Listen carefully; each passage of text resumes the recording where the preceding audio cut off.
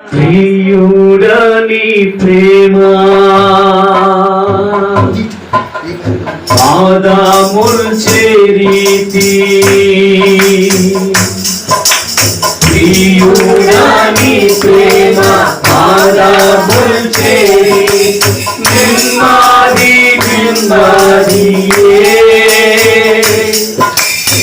ఆసక్తితో నిన్ను పాడిస్తూ ఆనందమానందమే ఆసక్తితో నిన్ను పాడిస్తూ ఆనందమానందమే అద్భుతమే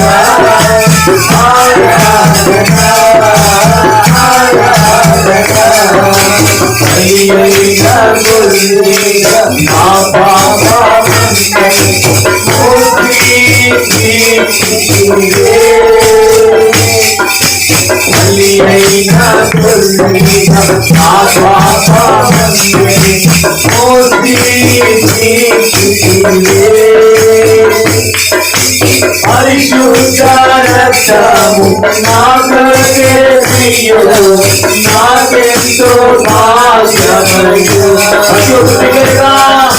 పరిశుద్ధ రక్తము నా కొరకే ప్రియా నాకెంతో భాగ్యమయ్యా పరిశుద్ధుడా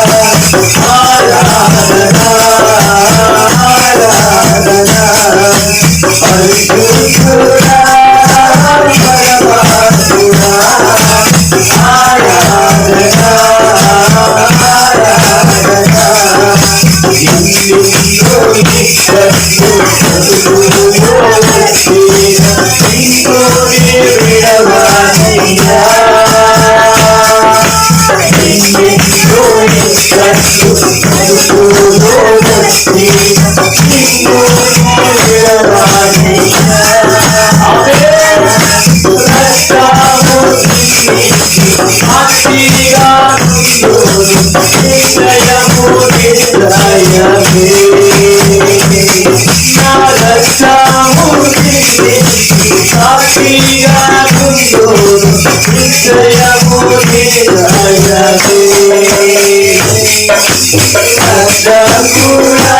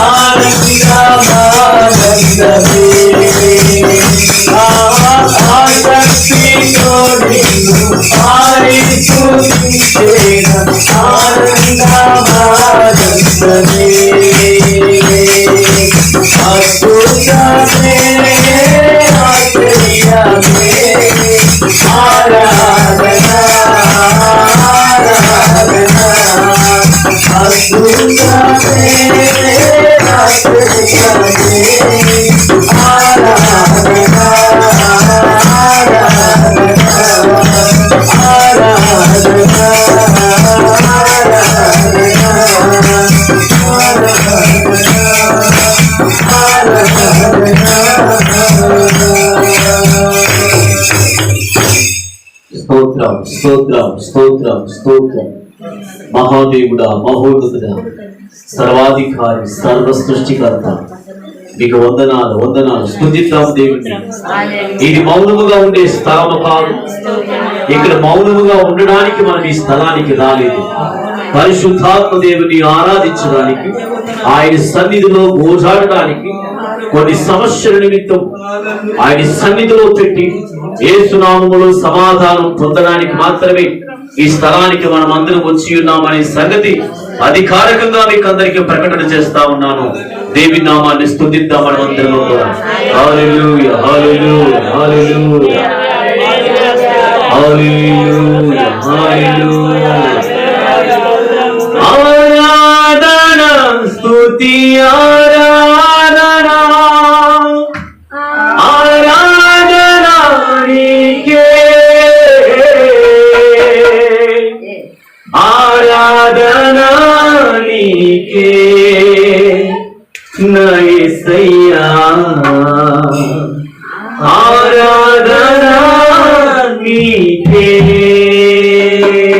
వ్యాధులను తొలగించినావు, మృతులను మరి లేపినావు, యేసయ్యా, వ్యాధులను తొలగించినావు, మృతులను మరి లేపినావు, యెహోవా రాఫా స్వస్థపరచు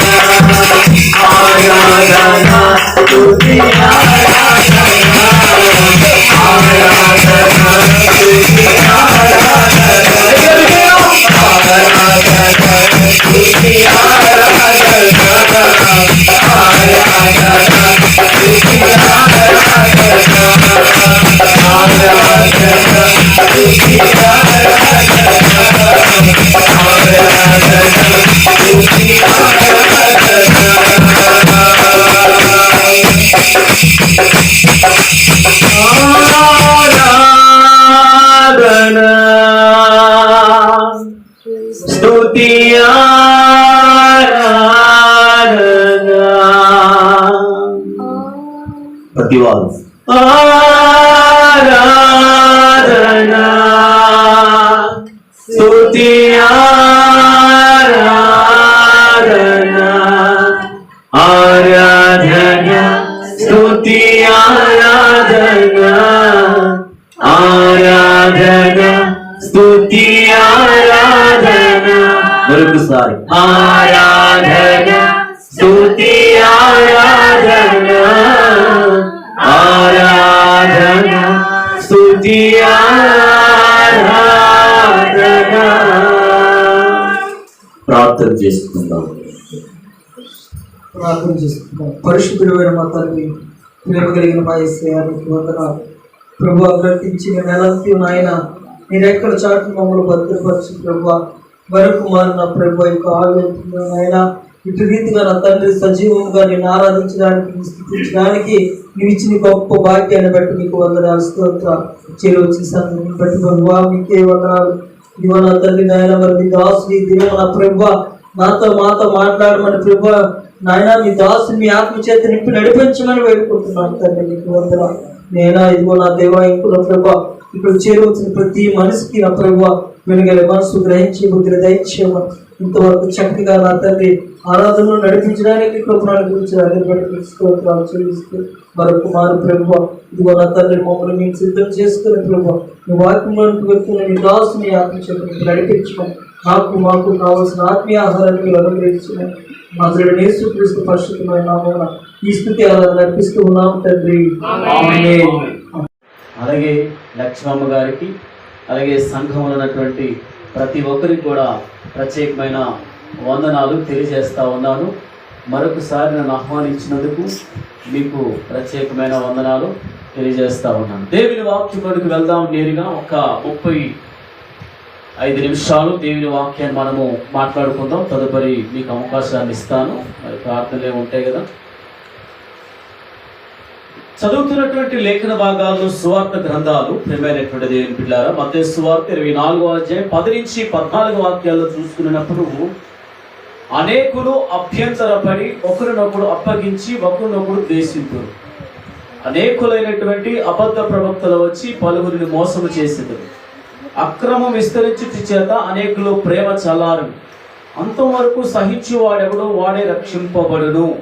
మరియు ఈ రాజ్య సువార్త సకల జనములకు సాక్షాత్తమై లోకమందంతటా ప్రకటింపబడును. అటు తర్వాత అంతము వచ్చెను. దేవునికి స్తోత్రం కలుగును గాక.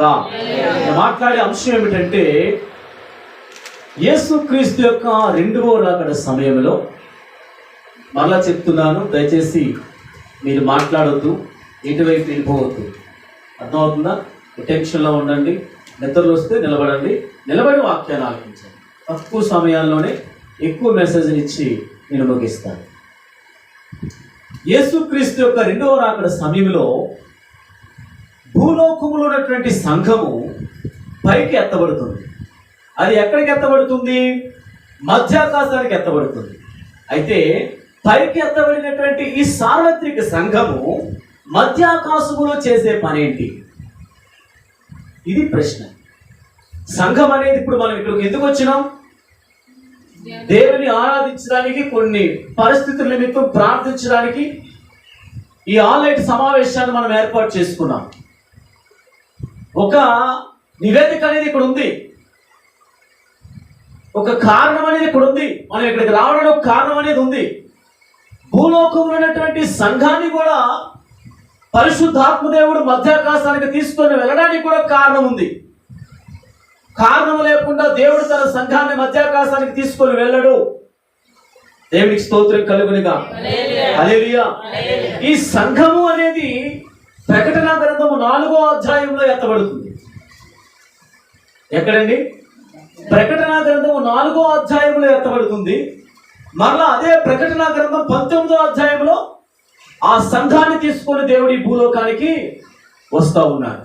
చదువుదాం రండి. ప్రకటన గ్రంథము 4వ అధ్యాయం.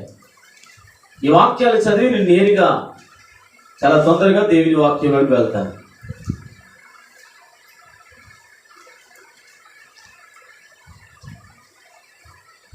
ప్రకటన గ్రంథము 4వ అధ్యాయం 1 నుంచి నేను చదువుతున్నాను.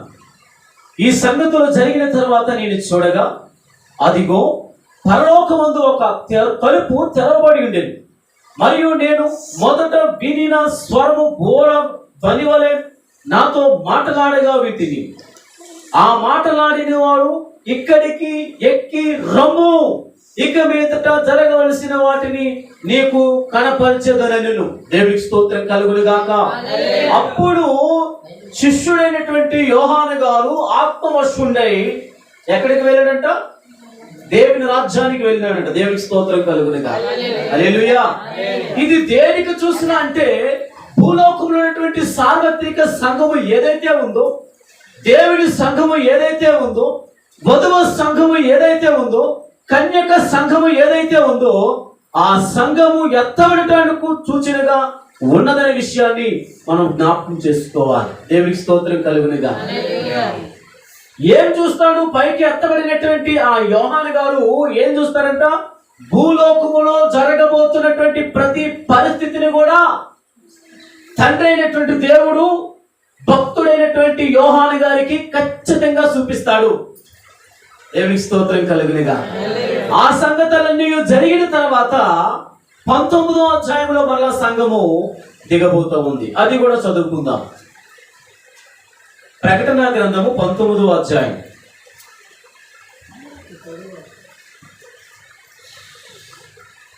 ఆరో వాక్యం నుంచి నేను చదువుతున్నాను. 6, 7 వాక్యాలు నేను చదువుతాను. దయచేసి రిఫరెన్స్లు రాసుకోవలసిన వాళ్ళు రాసుకోండి. చాలా ఉపయోగకరమైన రిఫరెన్స్లు ఇవి. ఎవరు మీకు చెప్పరు, చెప్పలేరు కూడా.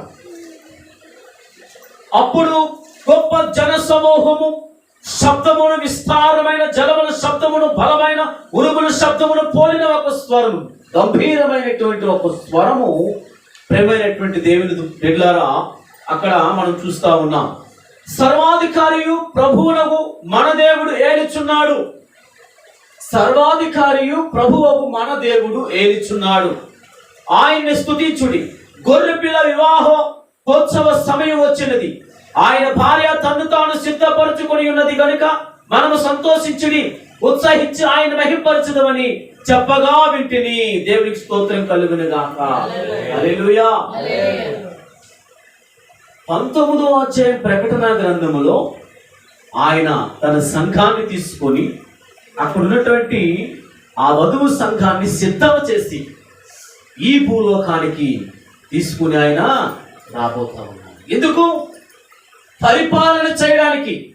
ఏ పరిపాలన? 1000 ఏళ్ల పరిపాలన చేయడానికి. ఎవరు ఆ 1000 ఏళ్ల పరిపాలనలో ఉంటారు?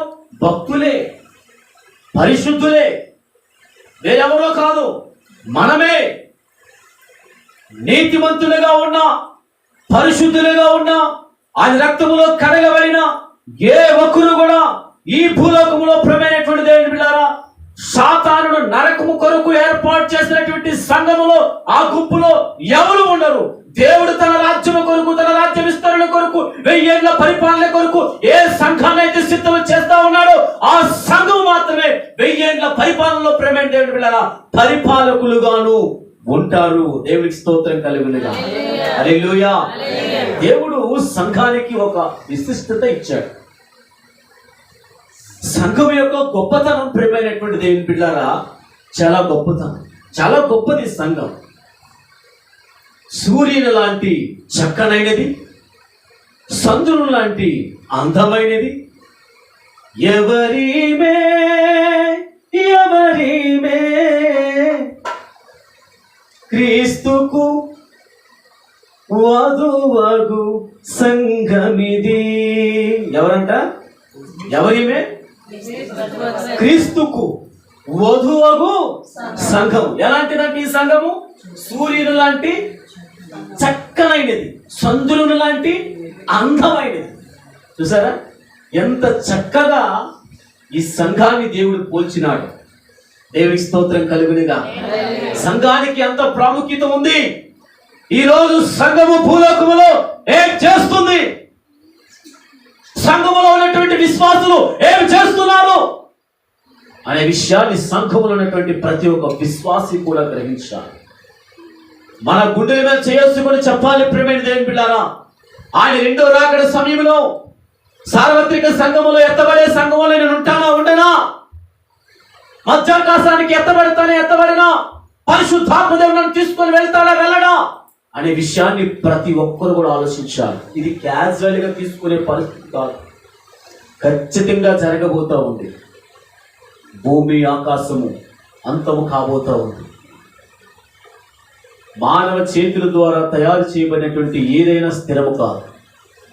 దేవుని చేతుల ద్వారా తయారు చేయబడినది ఏదైనా స్థిరము కాదు. అది ఏదో ఒక రోజు అది అంతము కాక తప్పదు.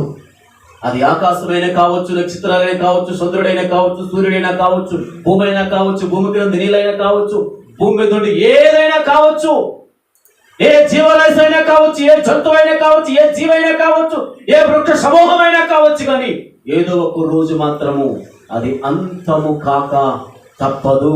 అందులో మానవుడు అనేవాడు కూడా ఉన్నాడు. దేవునికి స్తోత్రం కలుగునుగా. హల్లెలూయా, హల్లెలూయా. రెండవ రాకడ సమయంలో ఈ భూలోకములో ఆయన కొరకు సిద్ధమైనటువంటి సంఘము మధ్యాకాశానికి ఎత్తబడినప్పుడు ఆమె ఏమి చేస్తుందో తెలుసా? ఆ స్త్రీ లేదా ఆ వధువు, ఆ సంఘము ఏమి చేస్తుందో తెలుసా? ప్రియమైనటువంటి దేవుని బిడ్డలారా, అక్కడ 4 పనులు చేస్తూ ఉందంట.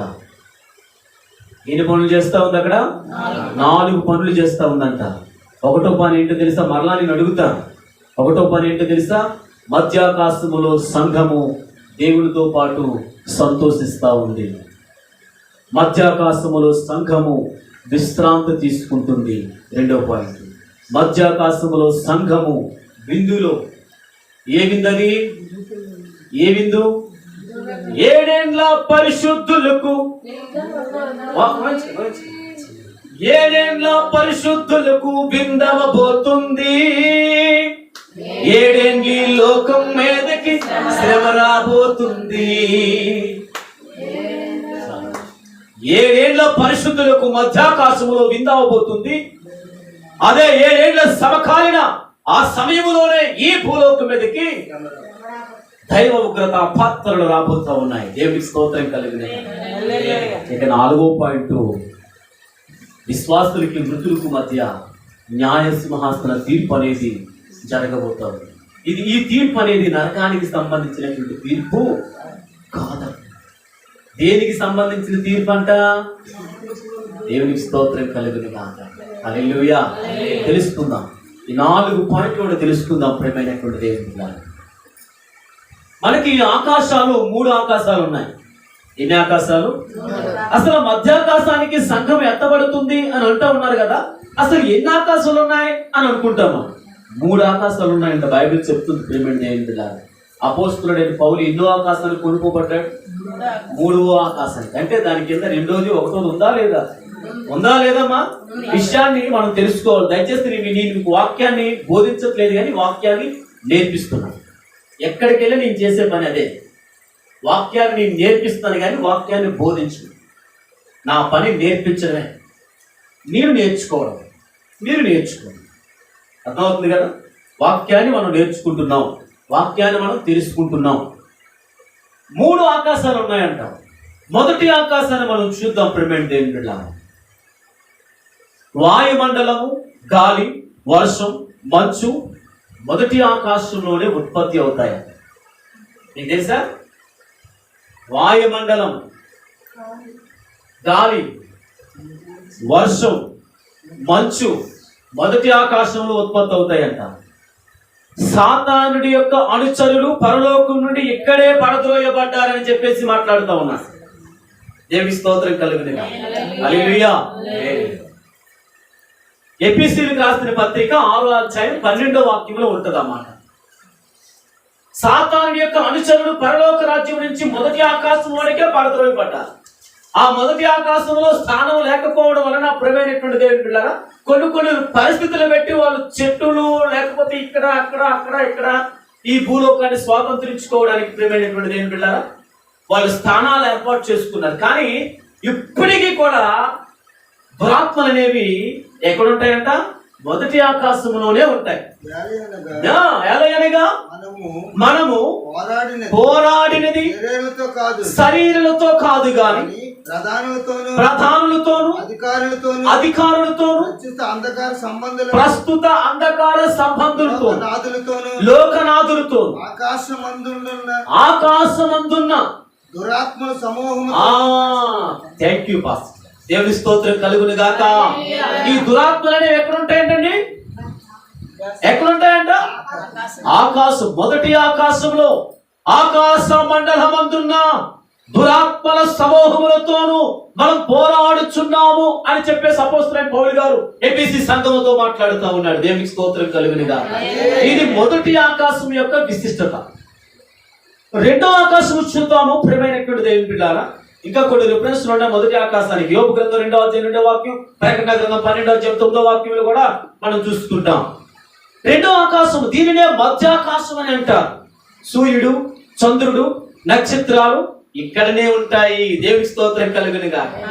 సూర్యుడు, చంద్రుడు, నక్షత్రాలు మధ్యాకాశంలోనే ఉంటాయని చెప్పేసి మాట్లాడుతూ ఉన్నాడు ఇక్కడ. దేవుని బోరం మ్రోగగానే, ఏంటంటే ఇది దేవుని బోరం మ్రోగగానే భూలోకములో ఉన్నటువంటి సార్వత్రిక సంఘము ఈ ప్రదేశానికే రాబోతా ఉంది అనే విషయాన్ని కూడా ఇక్కడ చక్కగా మాట్లాడుతూ ఉన్నాడు. దీనినే 2వ ఆకాశం లేదా మధ్యాకాశం అని అంటాం. దేవుని బోర అనే ఇక్కడ ఒక విషయాన్ని మనం చూస్తా ఉన్నాం. దేవుడి బోరకి దేవుని దూతల బోరకి చాలా డిఫరెంట్ ఉంది.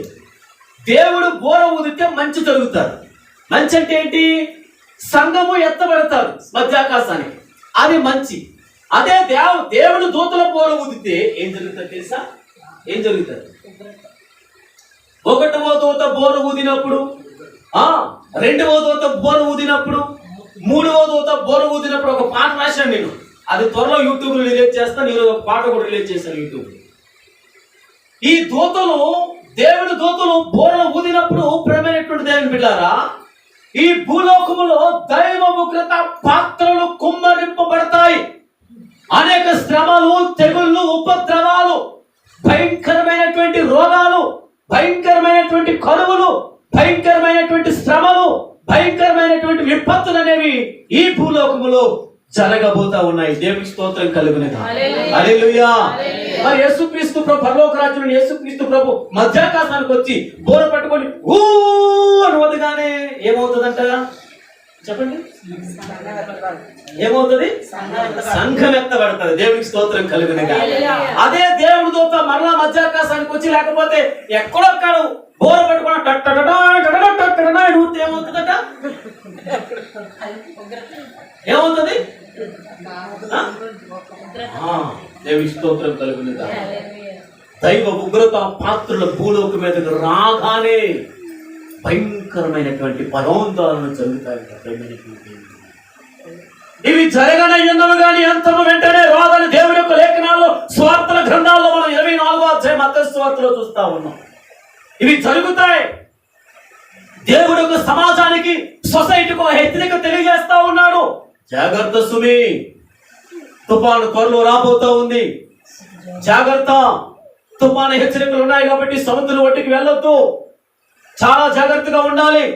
అక్కడ గొయ్యి ఉంది, డ్రైనేజ్ గొయ్యి ఉంది. ఆ డ్రైనేజ్ గొయ్యి మీద కప్పు లేదు. జాగ్రత్తగా అక్కడ బోట్ ఉంది, చాలా జాగ్రత్తగా వెళ్ళు. This is danger forest area. ఈ రూట్ లో వెళ్ళడానికి ఆ వీలు లేదు. పుల్లు సింహాలు ఉంటాయి. లేదు నేను వెళ్తాను, నా ఇష్టం వరకు నిత్యమవుద్ది. ప్రమాదాలు జరిగిపోతాయి. దేవుడు హెచ్చరిక చేస్తున్నాడు. ప్రేమైన దేవుడి సంగమా, ఇదిగో నేను త్వరగా వచ్చుచున్నాను.